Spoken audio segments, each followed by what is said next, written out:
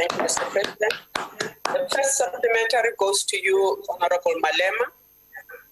Thank you very much, Speaker, and thank you for coming at a very critical time, because the other one would have messed up my session. That's not necessary, Honorable Malema. Please proceed with the supplementary. Saying it's supposed to be necessary to you, Speaker. It's my turn now. So now, what happens, Mr. President, is that we are more than convinced that we are actually not following any scientific advice. If anything, we are being bullied by big capital, which maximize profit at all costs. Because what type of scientific advice will advise that the president of a country should address or answer questions in parliament sitting in his home next to a fireplace and allow children to go to school? Because the president who's got all types of resources can address parliament. Honorable Sulu,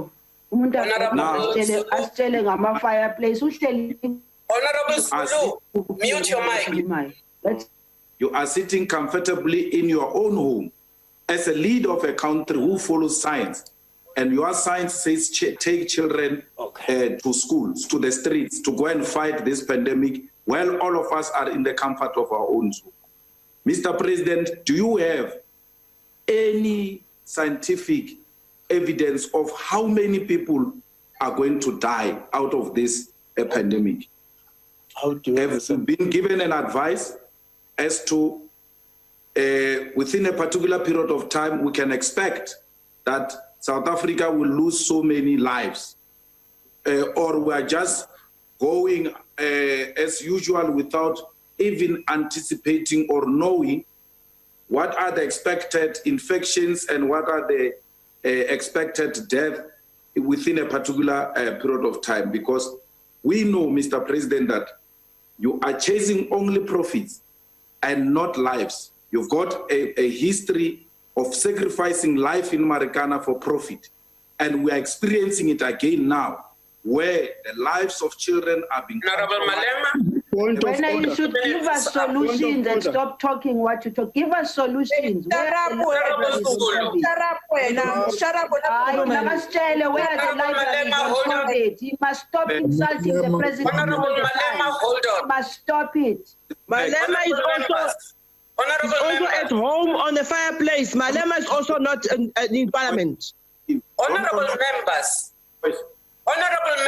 if you have not been recognized to speak, do not unmute that mic, because otherwise I will give instructions for that mic to be muted. You will respect us because we are on parliamentary business. Honorable Malema, you are wrapping up your supplementary. So, I mean, there is no any science that can say to you, Mr. President, sell alcohol, it is safe to sell alcohol. Because you will know, science will advise you that once you sell alcohol, the trauma units are going to be Honorable Malema, your time is now expired. And we'll have to divide the resources. Honorable Malema, your time is up. Mr. President. Thank you, Honorable Speaker and honorable members. We have said repeatedly, and I said that in my main reply, that we have been advised by top scientists in our country, and we've also benchmarked what we are doing here against what is happening in other parts of the world. Many parts of the world did not do what we did. Our lockdown was hard. We will concede that. We went on even to restrict things that many other countries did not restrict, like alcohol, like cigarettes, and the buying and selling of a number of items. But we knew that with time, we were not going to be able to keep to the lockdown forever, because it is impossible to lock any country down forever. And let me say, many other countries around the world are having to deal with the challenges that we are dealing with. Some eased their lockdowns and reverted back to harder lockdowns. Some did not lock down what we did, and they have paid the price for it. And we've been well advised to do what we are doing on a gradual basis with the necessary advice. The opening up of schools, we've explained how this has evolved. Many countries have opened schools and others have not. And as we observed the opening of schools around the world and the protocols they were putting in place and the advice that we got, we realized that yes, we could do exactly the same, but with even harder a protocol. And that's what we opted for. The issue of alcohol, I have explained it. The issue of tobacco, I have explained it. And all this has been well discussed.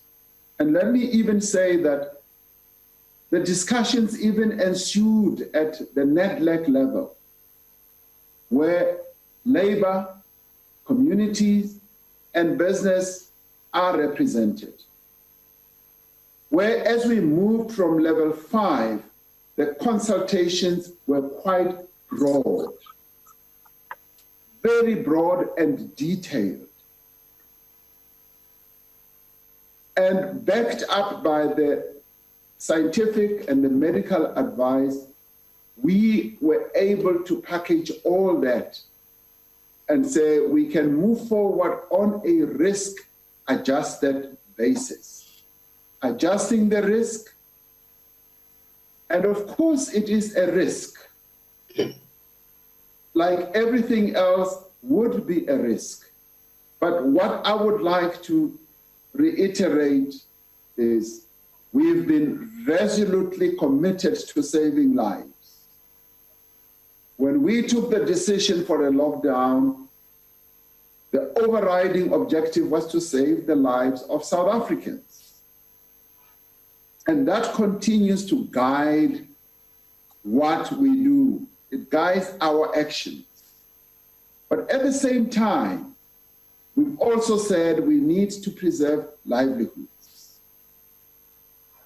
Now, when we introduced or announced the 500 billion assistance package, we knew that for the most part it was going to be a stopgap measure.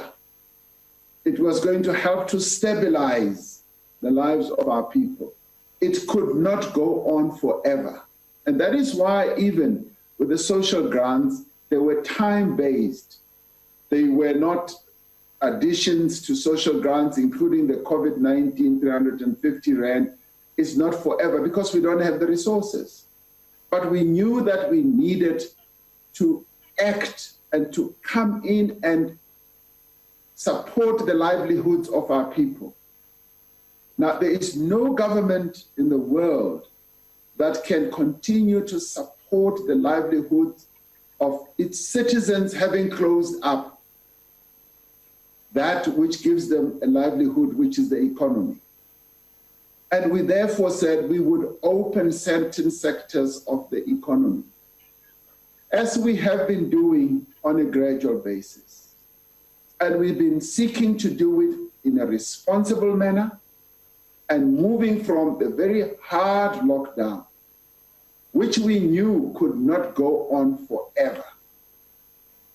Because for that lockdown to go on forever would mean that our economy would be completely destroyed. And the livelihoods of our people would also be destroyed. As it is now, as a result of the economy having been closed, the revenue base for the taxes that need to be paid right across the board, from taxes from personal income, company income, VAT, excise duty on alcohol, taxes on tobacco, all those have gone down. And the big hole that we now have is almost 300 billion. 300 billion that we could have had to support services, to support our people. It was a sacrifice that all of us had to make. We've made the sacrifice. Continuing to close the economy would have meant that we completely wipe out the tax base that we've got and possibly even destroy it, because some of the companies, honorable members, will not be able to reopen. Some of the companies will be closed down for good. And that is a huge price to pay because it impacts on livelihoods. And may I say, in the end, we have not yet counted the number of jobs that would have been lost, that we are going to lose post-COVID-19. As we speak now, many people, and I say this with a heavy heart, many people are going to lose their jobs. And it is this that this government needs to manage. We were elected to manage precisely this. And Honorable Speaker, this is what I am determined to manage. Thank you.